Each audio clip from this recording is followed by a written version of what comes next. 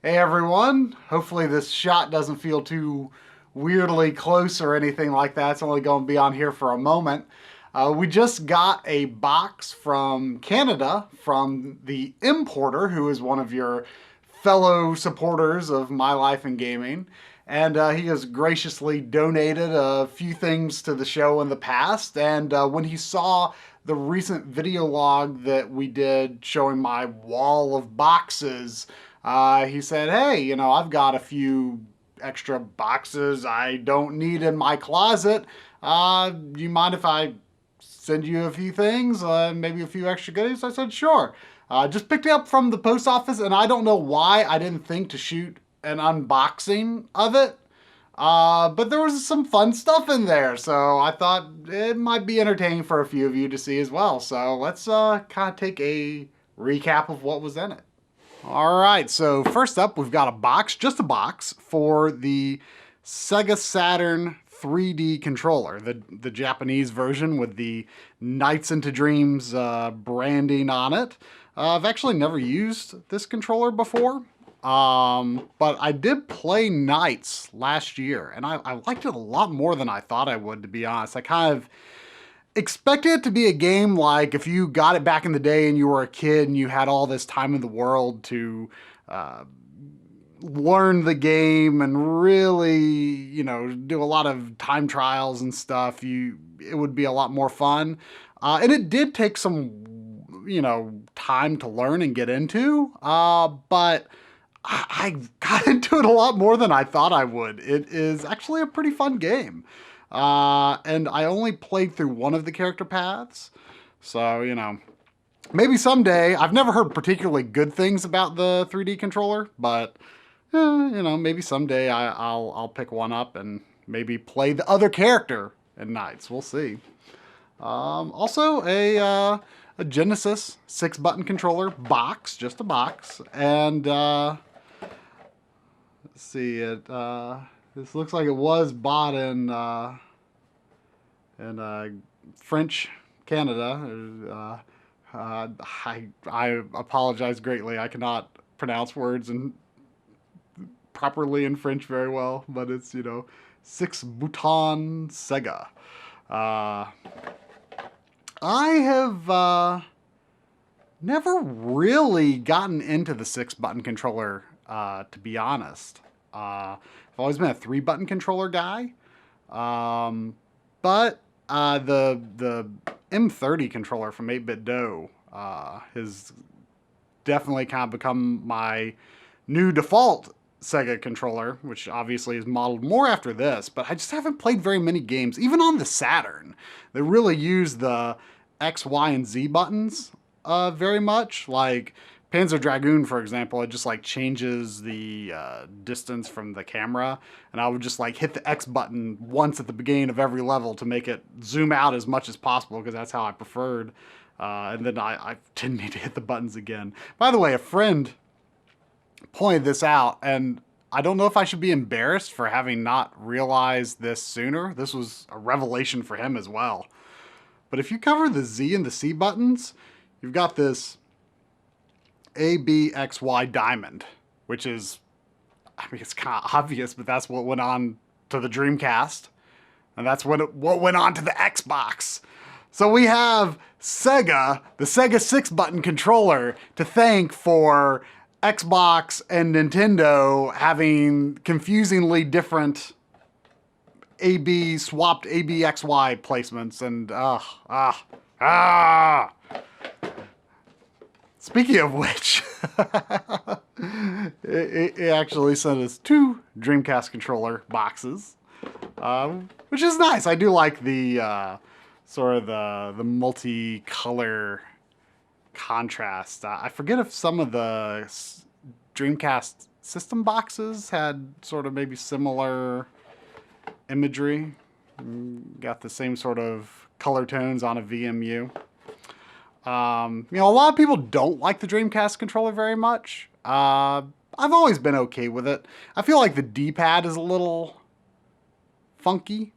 Like, even like just navigating menus with it, and like Grandia 2 or something like that. I always felt like it was just like double tapping up down inputs and stuff like that. But it is a weird controller. I mean, releasing it when they did, when their competitors had so many more buttons available on the controller, is kind of baffling. But maybe, I don't know, I think they were thinking of more like simple arcadey types of games.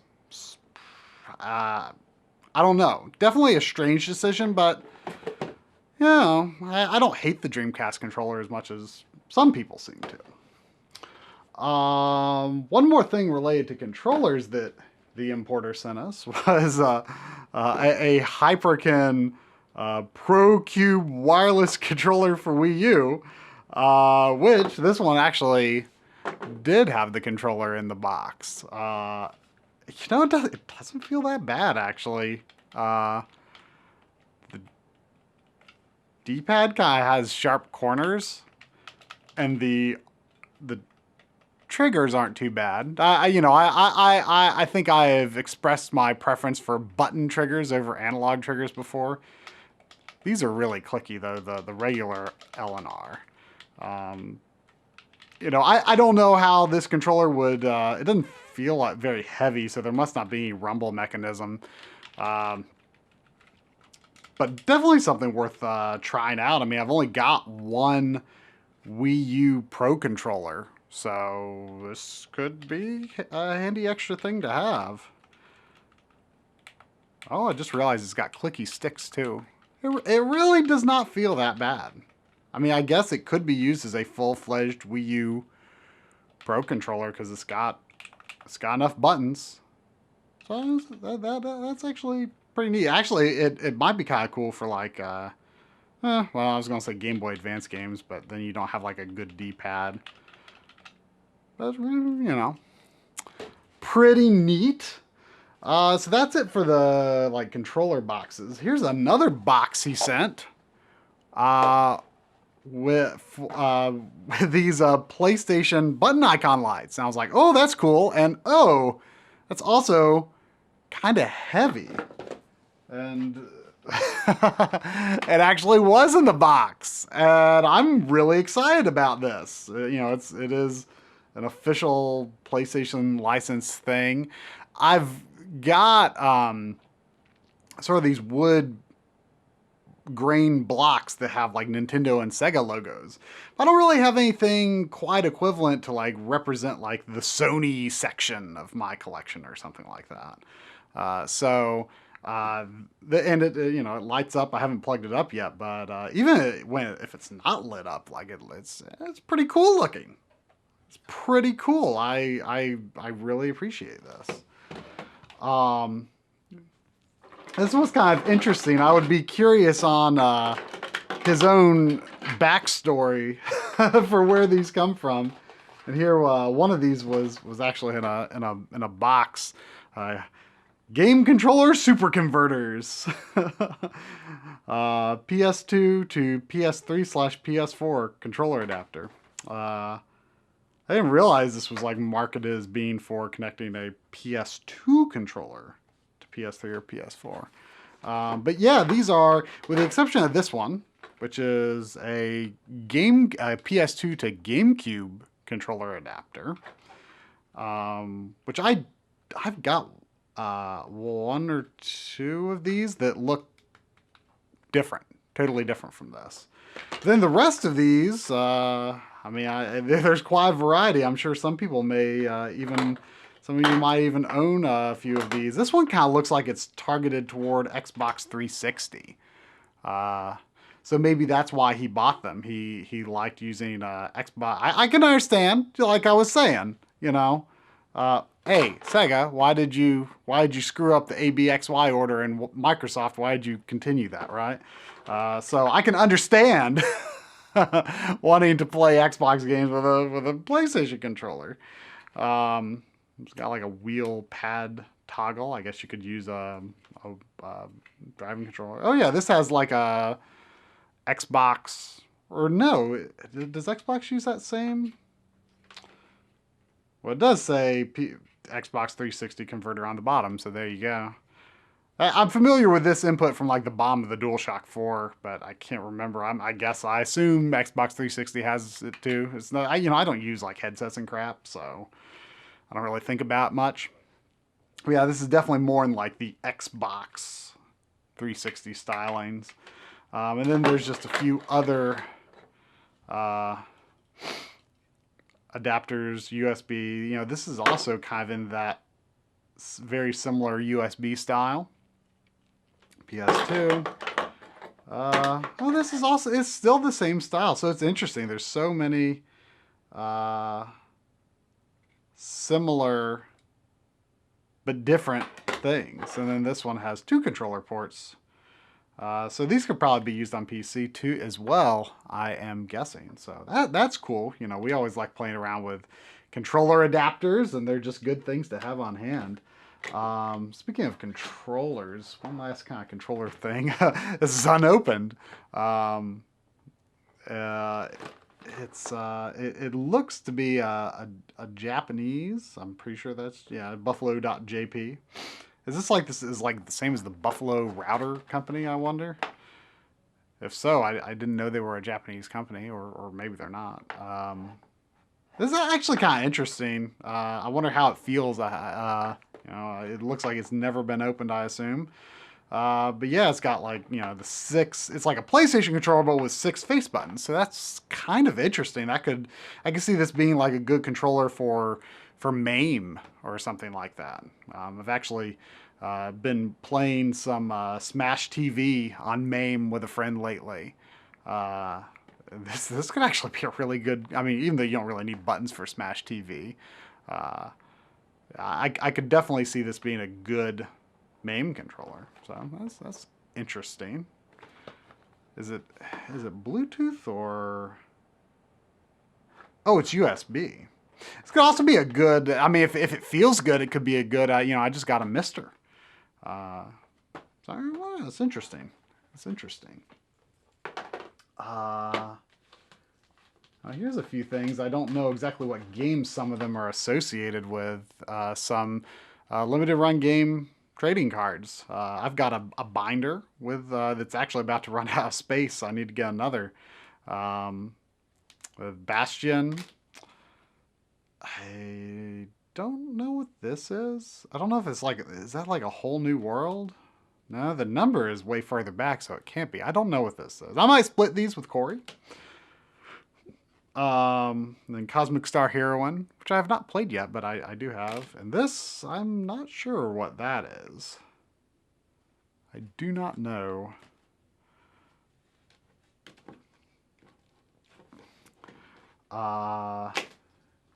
Speaking of games, he tossed in a few things that Coury will very much appreciate. Coury does not have Soul Reaver 2, which is, I think, a great game. It's not a very expensive game, but it's also a game that you don't hear people talk about a lot. And I thought it was an excellent continuation of the first. In fact, like the first ends on such a cliffhanger, and it's actually kind of funny the way I even learned that there is a Soul Reaver 2, because I never heard anyone talk about it. It was probably around 2006. No, it was after I got. Wow, let me think.